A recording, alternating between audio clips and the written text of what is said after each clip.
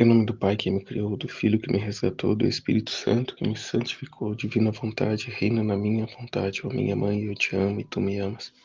Dá-me um gole da vontade divina para minha alma. Abençoa-me, Mãe, para que eu possa fazer todas as minhas ações diante de vossos olhos maternais. Eu não sou nada, Deus é tudo, Pai, eu te amo. Livro do Céu, volume 2, capítulo 32. 9 de junho de 1899, Jesus lhe faz ver as ofensas que recebe.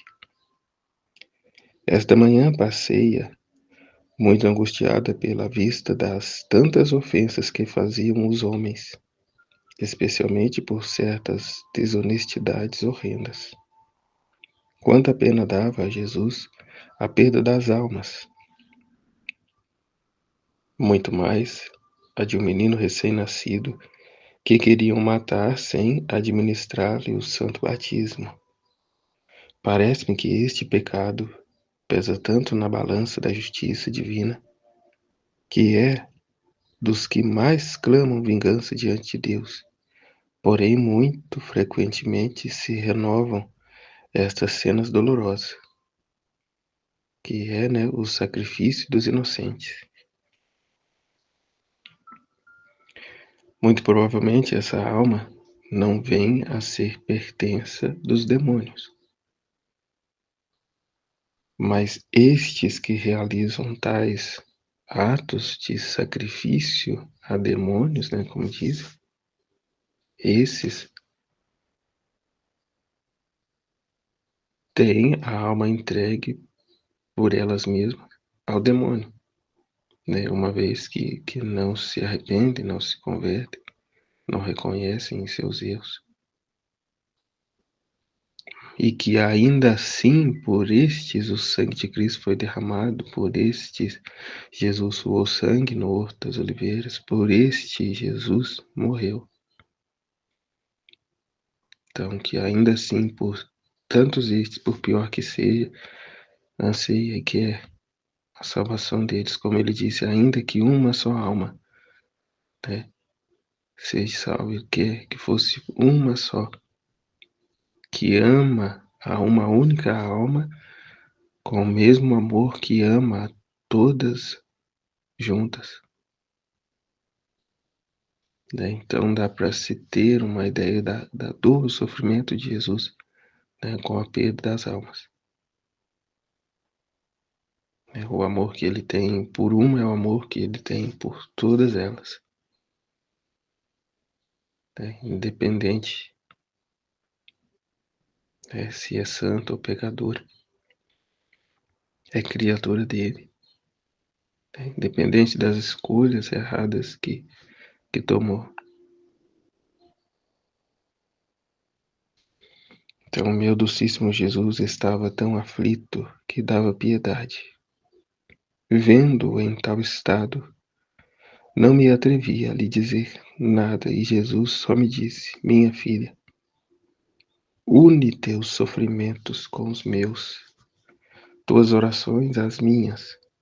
Assim, diante da majestade de Deus, são mais aceitáveis e aparecem não como coisas tuas, senão como obras minhas. É até o que ele diz, das 24 horas da paixão. Aqueles que a recitam não são eles, mas eu mesmo rezo por meio delas, e a minha paixão está em ato na meditação, na reflexão, na leitura em que ela está fazendo na oração dela. Que por conseguinte é em âmbito universal para abraçar a todos, para este sangue ser ministrado na vida de todos, ansiando, desejando a salvação, a conversão de todos. Como vai dizer na 7ª hora, que elas precipitam a passos largos ao inferno, já não podendo mais pará-las, vai dizer, né? Colocamos diante delas o teu sangue, a fim de que, quando elas o tocarem, possam regredir, né? Retomar o caminho em direção a Deus. Como fala dos agonizantes, né? No instante da morte, ao invés de abraçarem a esperança, se irrompem em maledicências, em blasfêmias, né? Em revoltas contra Deus, cuja qual neste instante, nesses últimos instantes, o demônio as incita, né? De modo a perderem a esperança, de modo a se desesperarem. Então, como narra-se na sétima hora, né, a ministramos o sangue de Cristo a todas as almas, né, a todas as almas doentes, agonizantes, né, os que precipitam-se a cair no pecado, os que já caíram, os que trilham um caminho de santidade, mas ainda com muito interesse, com muita mornidão. Então, a todos, né, bem como aos santos, para que promovam ainda mais glória a Deus, aos anjos, enfim, a todos. Então, e depois continuou a fazer-se ver outras vezes, mas sempre em silêncio. Seja sempre o bendito Senhor, porque, né, como ele diz continuamente, dá-me almas, almas, almas. Tenho sede, sede de almas. Então, nos unamos a Ele em oração, em vida, em tudo, né? A fim de ser Ele a viver em nós. É como vai dizer na pergunta lá, na divina vontade, nós substituímos Jesus ou é Jesus quem nos substitui? Nos unimos a Ele ao ponto de ser Ele em nós, ou seja, Ele nos substitui, porque as orações dele, sim, têm o autêntico e verdadeiro, né, verdadeira satisfação e efeito. A nossa oração por nós mesmos não é nada, mas a nossa oração fundida a Ele a ponto de sobrepor a vontade dele, a oração dele, é o próprio Ele rezando em nós e, portanto, os méritos dele, como acabei de dizer, é a ministração do sangue, o sacrifício dele. E unindo-nos a Ele, reconheçamos, né, a dificuldade, o padecimento, a mortificação que estamos fazendo como sendo dele. Porém, então, com os efeitos do ato divino que ele fez.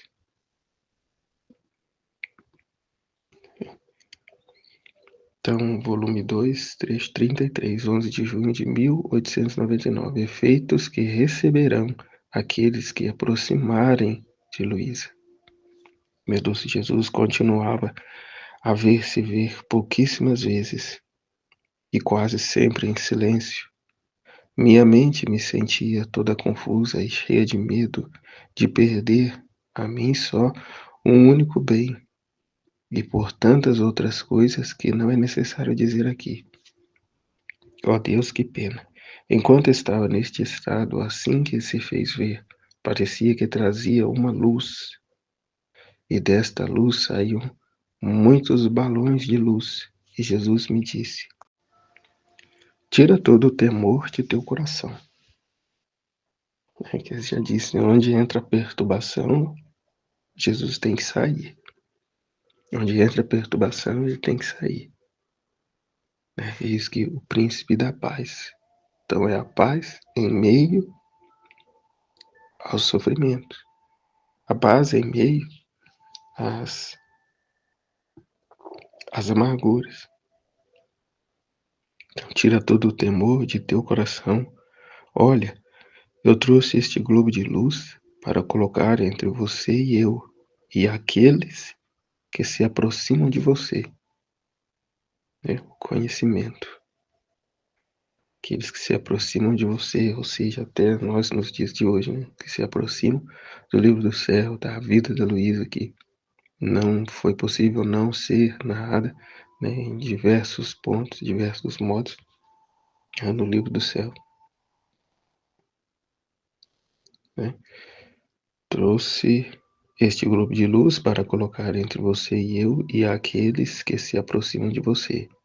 Aos que se aproximarem de ti com coração reto e para fazer-te o bem, estes globitos de luz que saem penetrarão em suas mentes, descerão em seus corações e os encherão de alegria e de graça, graças celestiais, e compreenderão com clareza o que faço em ti,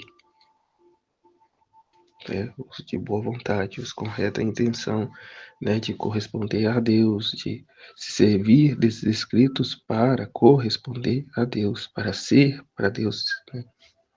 Porém, aqueles que vierem com outras intenções, né, experimentarão o contrário, e por estes globitos de luz ficarão deslumbrados e confundidos, né, que são os que até veem, têm diante, né, de suas mãos o livro do céu, mas o despreza, ignora, não vê aqui tesouro algum, né, porque estão com os olhos cheios, né, da soberba, do amor próprio, do interesse. Então, esses mesmos globitos que a um surte um grande efeito e maravilhoso efeito, né, o efeito esperado por Deus, para os outros, confusão, né, o contrário, ficarão deslumbrados e confundidos, até mesmo para a privação, né, de tais almas, para as privar da condenação, porque estando com interesses desordenados, para não virem a contrariar a divina vontade, esse mesmo tesouro se torna para ela uma confusão. E ela não reconhecendo, não entendendo, vai embora, né? Deixa de lado. Assim fiquei mais tranquila, seja tudo para a glória de Deus. Como vimos no trecho anterior, né? Deus quer a salvação de todos. Se para alguns venha a ser um escândalo, é melhor que não tenham contato, é melhor que não conheçam, né? Porque o livro do céu não deixa margens para usar-se dele, né, com interesse. É no mais viver com uma devoção. Situação essa que a qual a pessoa se vislumbra, né, da grande beleza, mas não penetra dentro, ou seja, não faz vida dela. Então, que quando pedimos perdão em nome de todos, o que acontece? Né? É isso, entramos no ato único de Deus e oferecemos a Deus aquilo que é a vontade dele. Pedimos a Deus aquilo que é o pedido dele, que todos cheguem ao conhecimento da verdade e se salve. E o que é isto senão a criatura se fundir a Deus no propósito, no desígnio dele, e com isso, com as orações dele, e assim o empenho e a dedicação no estudo do livro do céu, ao passo de torná-lo conhecido, amado e vivido. Então, não só um pedido, mas estar em ato. Ato este que é Jesus vivendo nesse Filho da Divina Vontade, né? Esvaziando, calando o seu querer e dando a Deus a primazia, dos seus interesses, da sua vontade. Então, de suma importância a intensificação dos estudos, a fim de viver isso aqui. O que acontece quando pedimos perdão em nome de todos? Não que a alma receberá, até sim, né? Ela receberá, por graça de Deus, aí, o batismo da cruz, né? Mediante as cruzes de padecimento, de desapontamento, bem como também o orvalho benéfico, de modo que possa viver bem essa cruz. Mas em tudo, situações essas, né, colocamos o sangue de Cristo à disposição dela, a ela receber os efeitos, né, do sangue de Cristo, mas em tudo, mediante o conhecimento que temos e mediante a abertura de tais criaturas, porque nenhum nem outro é violentado. E não é também uma regra, é tudo em conformidade com a disposição de cada um, né? Tanto do que pede, né, o que está se unindo a Jesus, né? Quanto maior o grau de conhecimento, de consciência de tais orações, maior e melhor os seus efeitos, proporcionando também à criatura, né, a recepção deles. Portanto, o pecado dela não é apagado a ofensa. O pecado dela permanece, mas proporciona a ela, né, a possibilidade de uma contrição perfeita, um arrependimento. Tudo, como disse, mediante a liberdade, a abertura dela. Então Jesus acalma Luísa, que deve estar atormentada pelas fofocas que falam sobre ela. E ela diz que vai abençoar quem se aproximar dela com reto coração, com luzes que farão que entendam quem ela é. E quem não quiser entender ficarão confusos. O que você pode comentar sobre isso? O que se vê hoje, né, são as promessas de Jesus. Como aqui no grupo ele nos protege, né, defende dos interesses, como foi falado de se um padre ouvir determinada situação, ele vai ficar horrorizado. Portanto, diante disso, não tem interesse, não acompanha, né, nem quer saber, né, que existe. Então, o próprio Jesus que põe essa luz, né, que ao mesmo tempo aqui ilumina uns e ofusca e confunde a visão de outros.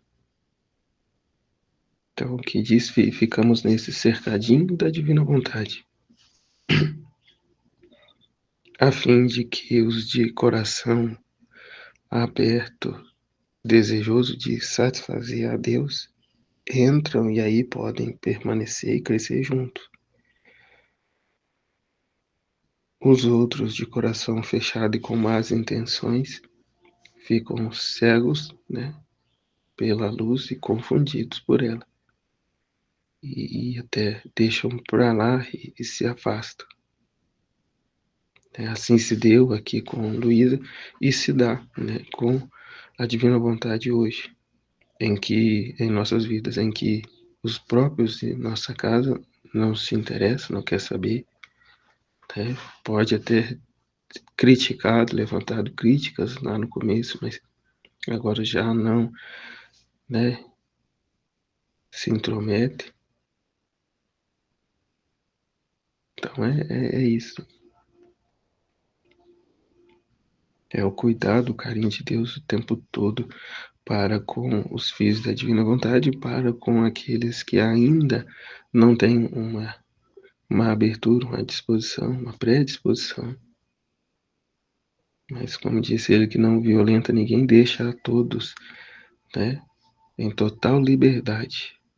e chama e quer também a cada um na nossa liberdade, né, sem impor nada, mas apenas o desejo de receber a correspondência do seu infinito amor, né, dando-nos o seu próprio amor para que com esse seu mesmo amor o amemos de volta, pois que por nós mesmos nada podeis fazer.